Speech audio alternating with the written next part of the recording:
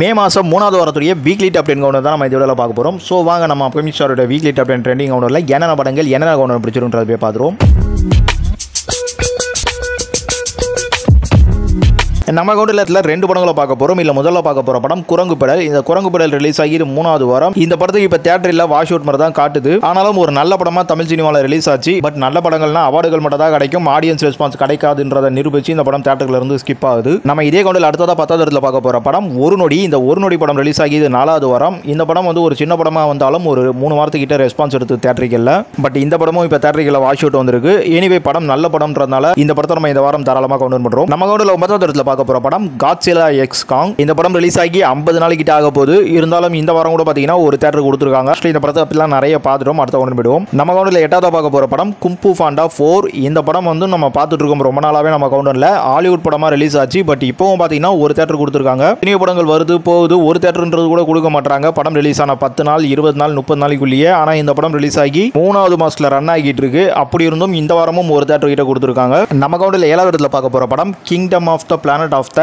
Apps. இது ஒரு Hollywood படம். போன வாரம் தான் ரிலீஸ் ஆச்சு. போன வாரம் ரிலீஸ் ஆகும்போது நிறைய படங்கள்லாம் புது படங்களாக வந்திருந்தாலும் நல்ல ஒரு தியேட்டர்கள் இந்த படத்தை கிடைச்சிருந்து. ஆனால் இந்த வாரம் பார்த்தீங்கன்னா 10 தியேட்டர் கிட்ட தான் கிடைச்சிருக்கு நம்ம சிட்டியை பொறுத்த வரைக்கும்.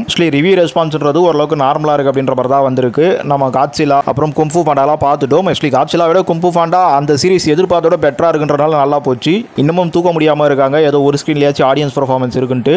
பட் இந்த ஆப்ஸுக்கு இங்கே தமிழ்நாட்டு ஆடியன்ஸ் கம்மி தான். அதே சமயம் இந்த படம் ரொம்ப நார்மலாக இருக்கிறனால தியேட்டர்களை பொறுத்த வரைக்கும் சர்வைவிங் லென்த் கம்மியாக இருக்குது. எக்ஸ்பெக்டேஷனோட ரொம்ப கம்மியாக இருக்குது அப்படின்றதால தான் நம்ம தியேட்டர்கள் 10 இருந்தாலும் இந்த ஒரு கவுண்டரில் வச்சிருக்கோம். நம்ம கவுண்டரில் 6வது இடத்துல பார்க்க போகிற படம் ரசவாதி. இந்த ரசவாதி படமும் போன வாரம் தான் ரிலீஸ் ஆச்சு. போன வாரம் ரிலீஸ் ஆகும்போது ஓரளவுக்கு நல்ல தியேட்டர்களே வந்து சொன்னாலும் இந்த வாரம் 4 தியேட்டர் கிட்ட தான் இருக்குது நம்ம சிட்டியை பொறுத்த வரைக்கும். 2வது வாரத்திலேயே இவ்வளோ தியேட்டர் கம்மியாயிடுச்சுனாலும் படம் அவ்வளோ மோக்கெல்லாம் சொல்ல முடியாது. ஓரளவுக்கு நல்ல ரெஸ்பான்ஸ் கொடுத்துட்டு இருந்தாலும் தியேட்டரிக்கல் ஆடியன்ஸ் பெர்ஃபார்மன்ஸ் வேணும்ல. ஸோ அது ரொம்ப கம்மியாக இருக்குன்ற காரணத்தால் தான் 4 ஸ்க்ரீனுக்கு வந்திருக்கு இந்த படம் 2வது வாரத்திலேயே. ஸோ அதன் காரணமாக தான் நம்ம கவுண்டர்லேயே இந்த அளவுக்கு கவுண்டர் பண்ண வேண்டியதாக இருக்குது. நம்ம கவுண்டரில் 5வது இடத்துல பார்க்க போகிற படம் ரோமியோ. இந்த ரோமியோ போன வாரம் வரைக்கும் 6 தியேட்டரில் ஓடிட்டு இருந்தா. ஆனால் இந்த வாரம் வாஷ் அவுட்ல காட்டுது ஒரு தியேட்டர் கூட கொடுக்கல. ஆனாலும் இந்த வாரம் நம்ம இந்த அளவுக்கு டாப் கவுண்டர் கொடுத்துருக்கோம்னா இந்த படம் தியேட்டருக்கு 5 வாரம் முடிஞ்சு 6வது வாரம் இது. ஆனால் 6வது வாரத்தில் ஒரு ஸ்க்ரீன் கூட இல்லை இப்போதைக்கு. அதே சமயம் போன வாரம் ஓடிடிலே வந்துடுச்சு. இந்த படம்ன்றது பார்த்தீங்கன்னா வழக்கமாக நம்ம தமிழ் படங்கள் எல்லாமே ஒரு சில தவறான கருத்துக்களை அந்த படம் ஒரு கியூரியாசிட்டி கோசம் கொடுத்துருந்தாலும் ஓவரால் திங்காக அந்த படம் பார்க்கும்போது கண்டிப்பாக ஒரு மெசேஜ் ஃபுல்லாக இருக்குது அப்படின்றதுக்கு இந்த ரோமியோ ஒரு உதாரணம் சொல்லி ஆகணும். அதாவது இந்த படம் பார்த்துருப்பீங்கன்னு நினைக்கிறேன். நம்ம என்னதான் பெண்ணியல் சுதந்திரம் கொடுத்தாலும் கண்டிப்பாக நம்மளுக்கு ஒரு ஒய்ஃப் இருக்கும்போது நிறைய பேருக்கு இன்னைக்கு பொசசிவ்னஸ்ன்றது ரொம்ப இருந்துட்டு இருக்கு. ஒரு பொண்ணு ஒரு பையன் மேலே பேசினாலே அது ஒரு மாதிரி தப்பான ஒரு விஷயமா போகுதுன்றதை தாண்டி அவங்களுக்கு ஒரு ஃப்ரெண்ட்ஷிப்ன்றது கண்டிப்பாக தேவைப்படுது. எப்படி ஒரு அண்ணன் தம்பி இருக்கும் அவ்வளோ அந்த மாதிரி அவங்களுக்குள்ளும் ஒரு ஃப்ரெண்ட்ஷிப்ன்றது அது தப்புங்கிற மாதிரியே ஒரு ஃபோக்கஸ் இருக்குது. ஸோ அதை இந்த படத்துலையும் தப்புன்ற மாதிரி காட்டினாலும் அதை ஹஸ்பண்டே வந்துட்டான்ற மாதிரி அது சேஃப் கேம் ஆடிட்டாங்களே சொல்லலாம். ஆனால் இது ரியலாக பார்த்தீங்கன்னா ஒரு மிக பெருசாக ரொம்ப அழகாக எக்ஸ்பிளைன் பண்ணி சொல்ல வேண்டிய ஒரு சம கதைக்களம் தான் சொல்லணும். நம்ம கவுண்டரில் 4வது இடத்துல பார்க்க போகிற படம் தலைமைச் செயலகம். இந்த படம் நாளைக்கு தான் ரிலீஸ் ஆகுது மே 17. இது ஜீத்லேயே வருது. இது படம் இல்லை, வெப் சீரிஸ். இந்த தலைமை செயலகத்தில் பரத் கிஷோர்னும் பல பேர் நடிச்சிருக்காங்க. இந்த படத்தை டைரக்ட் பண்ணியிருக்கிறது நம்ம வசந்த பாலன். வசந்த பாலன் ஒரு டைமில் செம்ம டேரக்டரா. இன்னைக்கு கூட நம்ம டேரக்டர் வீடியோ கேட்டிங்கன்னா வசந்த பாலன் கேட்பீங்க. பட் இந்த படத்துக்கு வெயிட்டிங். இந்த படம் வந்ததுக்கப்புறம் ரிசல்ட்லாம் பார்த்துட்டு போடலாம்னு சொல்லிட்டு இனிமேல் எல்லாம் ஜூன் மாதத்துக்கு மேலே தான் வரும். இப்போ இந்த தலைமைச் செயலகம்ன்றது பார்த்தீங்கன்னா ஒரு அரசியல் படமாக ரொம்பவே நல்லா ட்ரைலர் கொடுத்துருக்காங்க. வசந்த பாலன் கிட்ட ஒரு அப்ரோச் இருக்கும். பட் வெப் சீரிஸ்ன்றதுனால ரொம்ப ஓவராக டைம் எடுத்து என்கேஜ்மெண்ட்லாம் மிஸ் பண்ணிட்டாரா, ஸ்டோரி என்ன மாதிரி கொடுத்துருக்காரு, இது எல்லாமே நம்ம நாளைக்கு தெரிஞ்சுப்போம். இப்போ பெருசாக தேட்டரில் எந்த படமும் சர்வேவியில் இல்லைன்றதுனால நம்ம இந்த அளவுக்கு கவுண்டரில் கொடுக்குறதுக்கு தலைமைச் செயலகத்துக்கு கண்டிப்பாக எக்ஸ்பெக்டேஷன் இருக்குது. நம்ம கவுண்டரில் 3வது இடத்துல பார்க்க போகிற படம் எலெக்ஷன். இந்த எலெக்ஷனும் நாளைக்கு தான் வருது. நம்ம விஜயகுமார் ஹீரோவாக பண்ணியிருக்காரு. விஜயகுமாருக்குன்ட்டு ஒரு ஆடியன்ஸ் இருக்காங்க தான் சொல்லணும் கண்டிப்பாக. அதே சமயம் இந்த படம் தேட்டரிகளில் ஒரு மிகப்பெரிய ஒரு ரெஸ்பான்ஸ் சொல்ல முடியல. ஏன்னா ஒரு 30 தேட்டர்ன்றது தான் கிடைக்குது சிட்டியை பொறுத்த வரைக்கும்.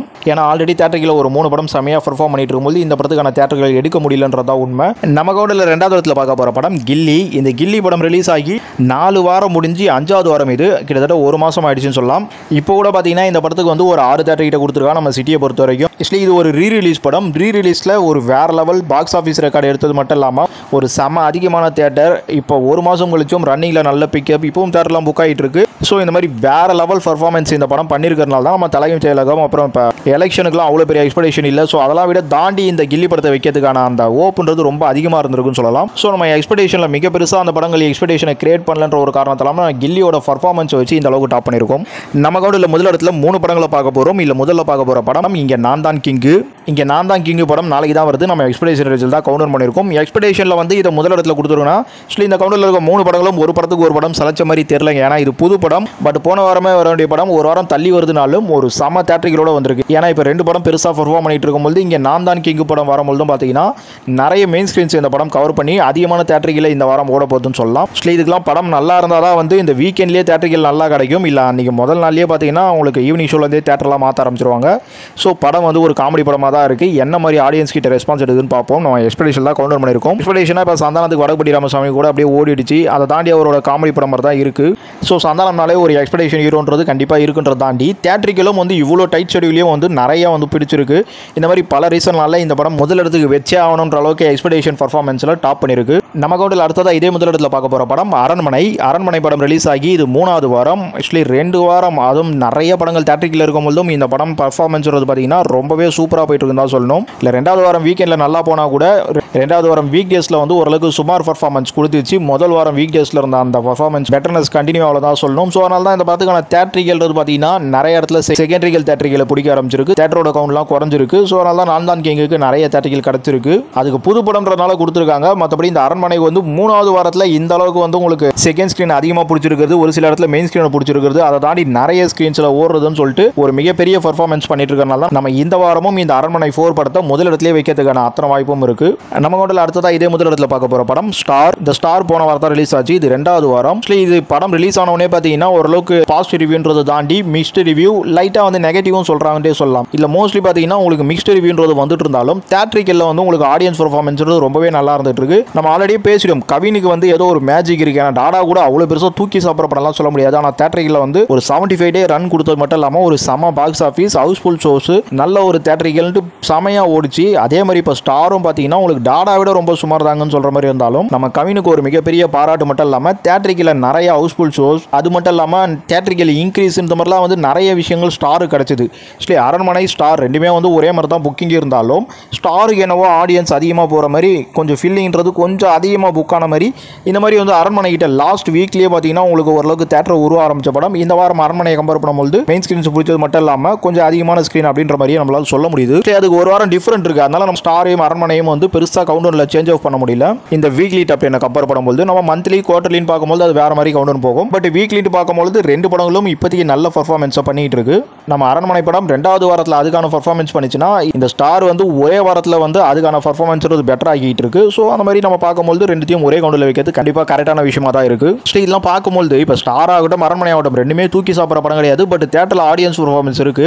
இதெல்லாம் மேஜிக் தாங்க சொல்லணும். ஏன்னா அரண்மனை சீரிஸ்க்கு இருக்க ஒரு மேஜிக் பார்ட் 3 கூட சொல்லியிருப்பான். 25 நாள் கிட்ட போயிடுச்சு அந்த படம் அப்படின்னு சொல்லிட்டு.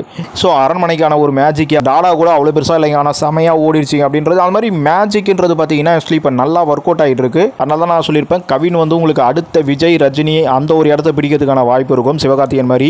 ஸோ அதுக்கு நான் ஒரு வீடியோ போட்டிருப்பேன். ரொம்ப ஒரு 15 நிமிஷம்லாம் பேசி நிறைய விஷயங்கள் இருந்து ஸ்கிப் பண்ணிலாம் 15 நிமிஷம் தான் பேசியிருக்கேன். நிறைய பேர் பார்க்கல அதை.